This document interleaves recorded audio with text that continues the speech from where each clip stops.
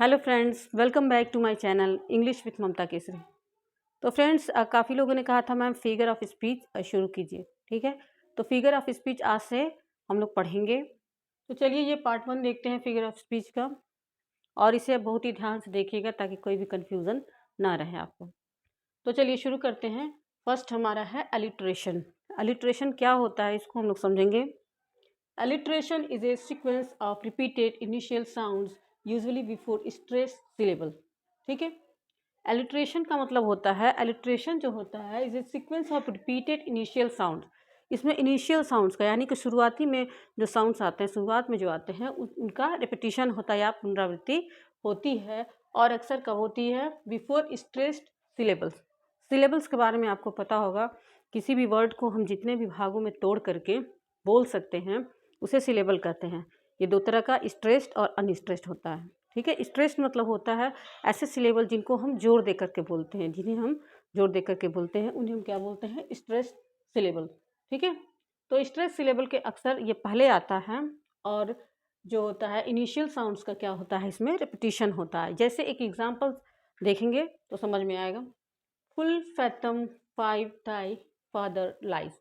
यहाँ पे देख रहे हैं एफ एफ एफ, इसका सबसे पहला लेटर सब में क्या है? सेम है, यानी कि इसका रेपिटिशन हो रहा है। ठीक है, रेपिटिशन पुनरावृत्ति हो रही है। F F F initial sounds की क्या हो रही है? रेपिटिशन हो रही है। और किसके बाद किसके पहले है ये?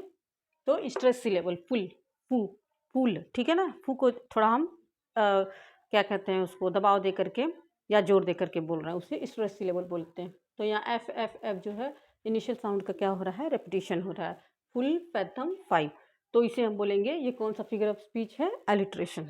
ओके, आगे देखते हैं। Sally shells sea shells by the she shore. ठीक है, सी शोर। यहाँ पे स, ठीक है, इनिशियल साउंड का क्या हो रहा है? रेपिटिशन हो रहा है। सबका पहला जो यहाँ पे लेटर क्या है? S S S S. ठीक है ना, तो इसे हम बोलेंगे एलिट्रेशन। आई होप ये आपको समझ में आया होगा, बहुत ही सिंपल है।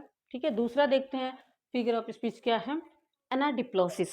एनाडिप्लोसिस को ध्यान से देखना है आपको। ये क्या होता है? Repeating the last word of A clause at the beginning of the next clause. ये भी सिंपल है। ठीक है, इसमें जो एक क्लॉज का जो लास्ट वर्ड होता है वो, और उसके नेक्स्ट क्लॉज का जो शुरुआती वर्ड होता है, बिगिनिंग वर्ड होता है, वो दोनों ही सेम होता है, यानी कि दोनों का रिपीटिशन होता है। फिर से देखते हैं। हमें पता है कि क्लॉज क्या होता है, आपको पिछले वीडियो में बताया गया था।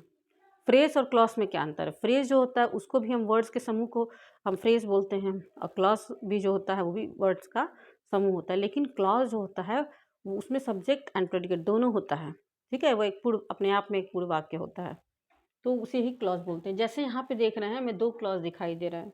यहाँ देखते हैं, talent is an adornment and adornment is also a concealment. ठीक है, यहाँ पे देखते हैं एनाडिप्लोसिस में क्या होता है।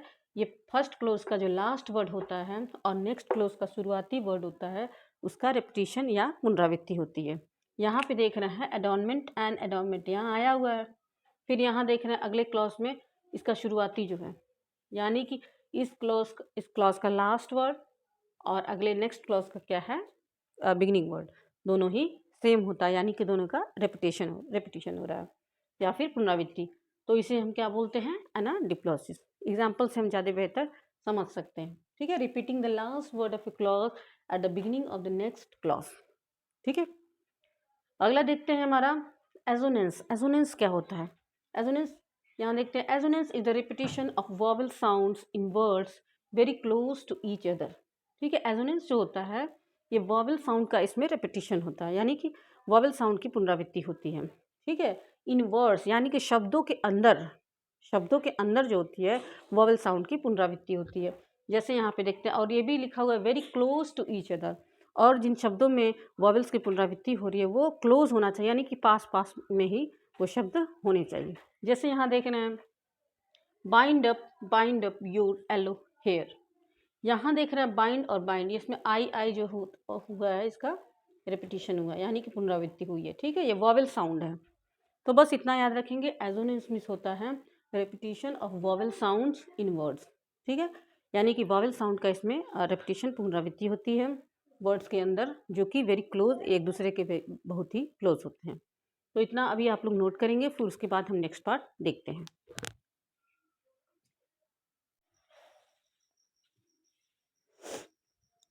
तो चलिए फ्रेंड्स, आगे देखते हैं कौन सा फिगर ऑफ स्पीच है। तो इसके बाद है एनाफोरा।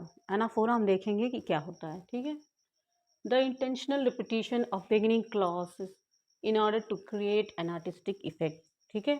इंटेंशनल रिपीटिशन यानी कि इसमें जानबूझ करके एक पुनरावृत्ति की जाती है, और वो पुनरावृत्ति कैसी होती है, ऑफ बिगिनिंग क्लॉज, यानी कि हर क्लॉज का जो पहला पार्ट होता है, बिगिनिंग यानी शुरुआती भाग होता है, उसका रिपीटिशन होता है, सेम होता है, ठीक है। और किस उद्देश्य के लिए, to create an artistic effect, एक कलात्मक प्रभाव लाने के लिए लेखन शैली में, ठीक है, एक कलात्मक प्रभाव लाने के लिए इसका यूज़ किया जाता है। और ये क्या होता है, intentional repetition of beginning clause, यानी कि क्लॉज का सबसे शुरुआती जो भाग होता है उसका रिपीटिशन इसमें होता है। जैसे यहाँ पे एग्जांपल देखते हैं, वी शैल नॉट फ्लैग और fail, we shall go on the end, we shall fight in France. यहाँ पे we shall, we shall, we shall, आप देख रहे हैं हर जगह वी शैल आया हुआ है, ओके। तो यहाँ पे कौन सा फिगर ऑफ स्पीच हो गया, एनाफोरा, ठीक है।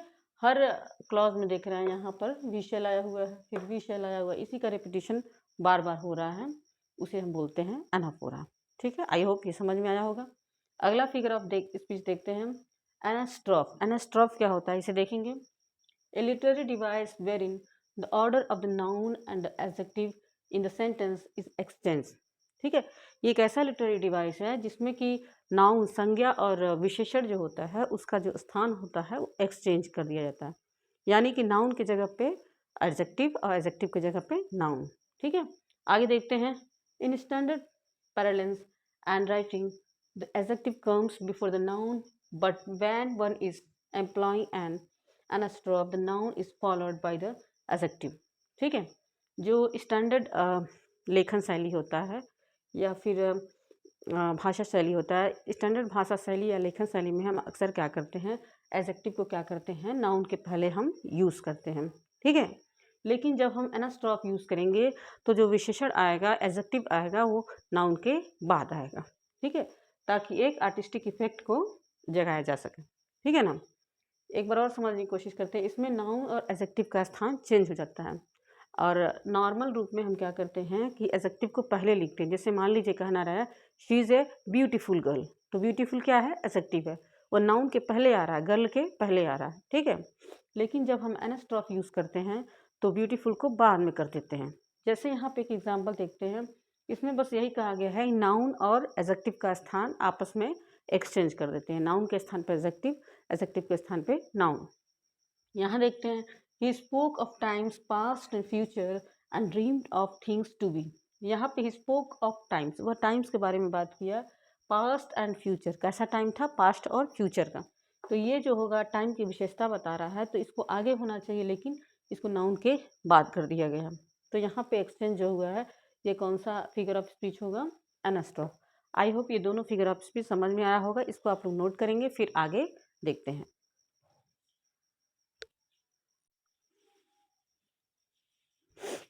तो चलिए फ्रेंड्स, आगे देखते हैं क्या है हमारा यूफेमिज्म। यूफेमिज्म क्या होता है, इसे समझेंगे। It consist in the description of a disagreeable thing by an agreeable name, ठीक है। इस फिगर ऑफ स्पीच में क्या किया जाता है, किसी कठोर शब्द को, यानी कि किसी बात को कहने के लिए जिसको कठोर शब्दों का इस्तेमाल ना करके हम कोमल शब्दों का इस्तेमाल करते हैं, वहाँ पे कौन सा फिगर ऑफ स्पीच होता है, यूफेमिज्म, ठीक है ना। डिसएग्रीएबल थिंग बाय ए एग्रीएबल नेम, ठीक है ना। जो अरुचिकर शब्दों का इस्तेमाल ना करके किसी बात को हम रुचिकर शब्दों से, एग्रीएबल नेम से पुकारते हैं, तो उसे हम बोलते हैं यूफेमिज्म। जैसे एग्जाम्पल देखते हैं तो समझ में आ जाएगा। यहाँ देखते हैं, ही हैज़ फॉलन एस्लीप, वह गहरी निद्रा में सो गया है। ही इज़ डेड, यानी किसी को अगर कहना रहा है कि वह मर चुका है, ही इज़ डेड, ठीक है, वो मर गया है, तो मर गया डायरेक्टली कहना थोड़ा सा कठोर हो जा रहा है, हार्श वर्ड हो जा रहा है। उसके स्थान पे हम ये कह सकते हैं कि वह गहरी निद्रा में चला गया है, मतलब दोनों का सेम ही है, लेकिन वहाँ पर क्या था कि डायरेक्टली हम किसी बात को कह देते हैं, वो शब्द क्या होता है, कठोर होता है, अरुचिकर होता है। उसके स्थान पे हम कोमल शब्दों का इस्तेमाल कर देते हैं कि वह गहरी निद्रा में चला गया, जबकि अर्थ क्या है, दोनों का सेम है, तो उसे ही हम क्या कहते हैं, यूफेमिज्म, ठीक है। दूसरा देखते हैं, you are telling me a fairy tale, LI, यानी कि कोई अगर झूठ बोल रहा है तो डायरेक्टली अगर कह देते हैं कि तुम झूठ बोल रहे हो, तो ये क्या होता है, हार्श वर्ड हो गया, ठीक है। और ये ना करके हम कह सकते हैं you are telling me a fairy tale, तुम मुझे परियों की कहानी सुना रहे हो। इसका मतलब यही हुआ परियों की कहानी यानी कि काल्पनिक चीज़ है, ठीक है। तो इसका मतलब ये है यूफेमिज्म जो फिगर ऑफ स्पीच है उसमें क्या होता है, डिसएग्रीएबल थिंग को हम एक एग्रीएबल नाम से पुकारते हैं या एग्रीएबल रूप में उसे कहते हैं, ठीक है। यानी कम कठोर शब्द के लिए कम कठोर कोमल शब्दों का इस्तेमाल करना, उसे हम बोलते हैं यूफेमिज्म, ठीक है। आई होप ये समझ में आया होगा। अगला देखते हैं एपिग्राम। एपिग्राम क्या होता है, a brief pointed saying frequently introducing antithetical ideas which excite surprise and arrest attention, ठीक है। यह एक संक्षिप्त कथन होता है जो कि क्या होता है, एंटीथेटिकल आइडियाज, इसमें विरोधाभासी विचार होते हैं जो एक दूसरे के बिल्कुल विपरीत होते हैं, ठीक है ना। एक संक्षिप्त कथन होता है और इसका उपयोग किया जाता है excite surprise and arrest attention, आश्चर्य व्यक्त करने के लिए, आश्चर्य को दिखाने के लिए, एंड अटेंशन ध्यान आकर्षित करने के लिए ये जो फिगर ऑफ स्पीच है इसको इस्तेमाल करते हैं, ठीक है ना।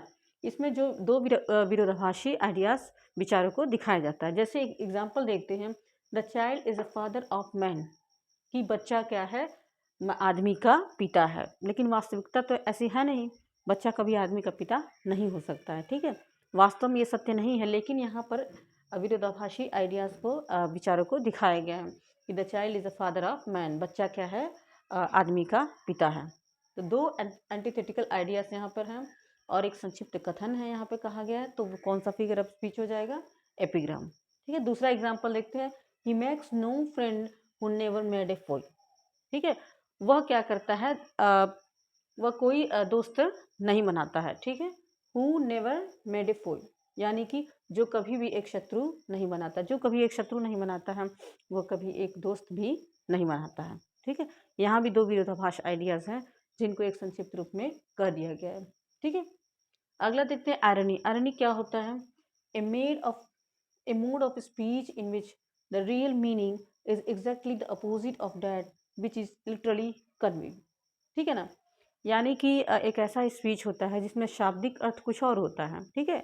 अगर शाब्दिक अर्थ उसका निकालेंगे तो कुछ और होगा, लेकिन वास्तविक में वह उसका वास्तविक मीनिंग कुछ और होता है। यहाँ पे आयरनी क्रिएट होता है, ठीक है।